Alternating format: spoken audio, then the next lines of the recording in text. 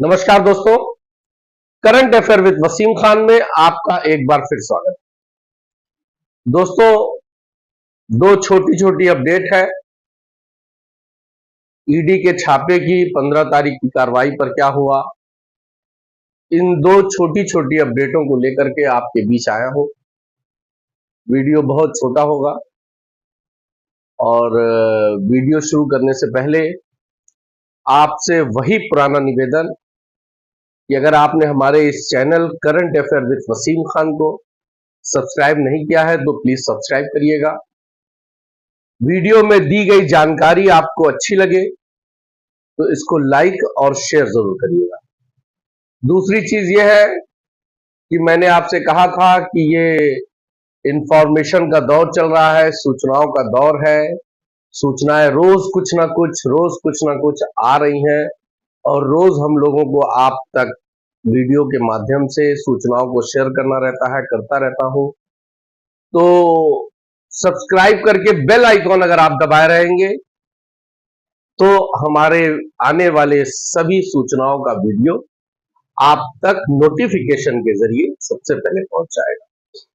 तो दोस्तों, आइए बात को शुरू करते हैं। सबसे पहले 15 तारीख जो परसों बीती है उसको लेकर के तमाम मैसेजेस हमारे वीडियोस पर और पर्सनल भी आए कि 15 की कार्रवाई में क्या हुआ।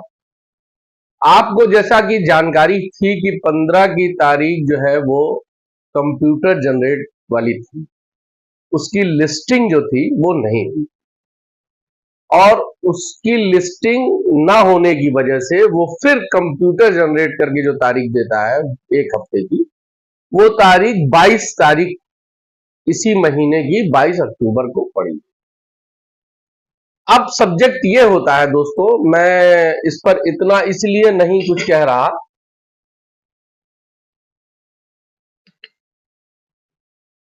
मैं इसमें इसलिए कुछ नहीं कह रहा, चाय ठंडी हो रही थी तो मैंने सोचा इसको पी लिया। मैं इस पर इसलिए कुछ नहीं कह रहा क्योंकि अब जो सब्जेक्ट है न्यायालय का वो उपभोक्ताओं से, निवेशकों से उसका कुछ लेना देना नहीं। क्या फैसला आएगा क्या नहीं आएगा ये हमारा सब्जेक्ट नहीं अब रह गया, क्योंकि सारे फैसले लगभग सेबी सहारा विवाद के सारे फैसले 3, 4, 5 सितंबर की मेगा सुनवाई में आ गए और वो अपलोड भी हो गए। अब गेंद सहारा के पाले में है। सुप्रीम कोर्ट को जो कहना था, जो करना था, वो उसने कर दिया। जितने मौके सहारा को देने थे उसने दे दिया और अब सहारा को के पाले में गेंद है। जो करना है सहारा परिवार को करना है, सहारा प्रबंधन को करना है और वो कर भी रहे हैं। जो 30 दिन का समय दिया गया था 10,000 1,000 करोड़ जमा करने का, वो जमा हो गया विद इन 15 डेज। दूसरा था कि आप 9 महीने का आपको समय दिया जा रहा है और उस 9 महीने के समय में आप कैसे रोड मैप तैयार करेंगे, जो बाकी 9,000 करोड़ का है वो कैसे वापस करेंगे, उसका कोई रोड मैप, क्या आपके साथ डीलिंग किसकी हो रही है, क्या समझौता आ रहा है, ये न्यायालय में आपको पेश करना है। वो भी बरसोवा डील में आपने देखा, वो भी लगभग पूरा कर लिया इन लोगों ने। तो कहने का मतलब है अब जो करना है वो सहारा और सुप्रीम कोर्ट को करना है और इस जो भी सुनवाई होनी है उसका कोई असर कार्यकर्ताओं, निवेशकों इन पर नहीं पड़ने वाला है। तो दोस्तों, इसलिए इस तारीख का हमारे आपसे से लेना देना कुछ नहीं।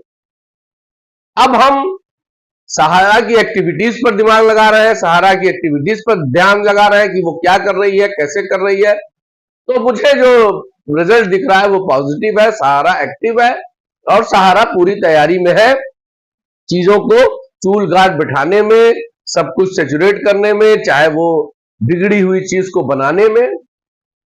और दूसरा जो अपडेट है दोस्तों, ईडी के छापे की। ईडी का छापा भी परसों ही पड़ा था, परसों नहीं, परसों तो 14 तारीख को। 14 तारीख को दोपहर में 12 बजे के बाद ईडी के लोग कार्यालय गए थे, हेड ऑफिस, और वो ऊपर के फ्लोर पर जाकर के जहां उनका मेन वो है वहां अपना उन्होंने कुछ कागजात की उनको जरूरत थी।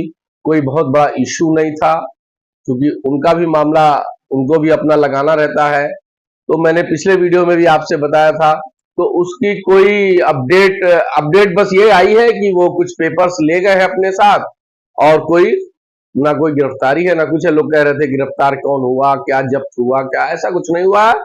और तीसरी अपडेट आपने देखा ही था, मैंने बताया था कि सहारा समय बंद हो गया और उसमें काम करने वाले जो लोग थे उनकी छटनी लगभग खत्म हो गई है, क्योंकि अब जब सब वही चीज बंद हो गई। कुल मिला के इन सब लोगों चीजों से हमारा कुछ लेना देना, उपभोक्ताओं का कुछ लेना देना, निवेशकों का कुछ लेना देना नहीं है। हमारा लेना देना हमारे पेमेंट से है। हमारा पेमेंट कब होगा, कैसे होगा, ये बहुत जरूरी है, और इसी दिशा में सब कुछ सही जा रहा है। तो इसलिए सुप्रीम कोर्ट की सुनवाई का जो भी डंडा पड़ना है, नहीं पड़ना है, या जो करना है वो सहारा को करना है। हमारा आपका उसकी सुनवाई से कुछ लेना देना नहीं है। जय हिंद।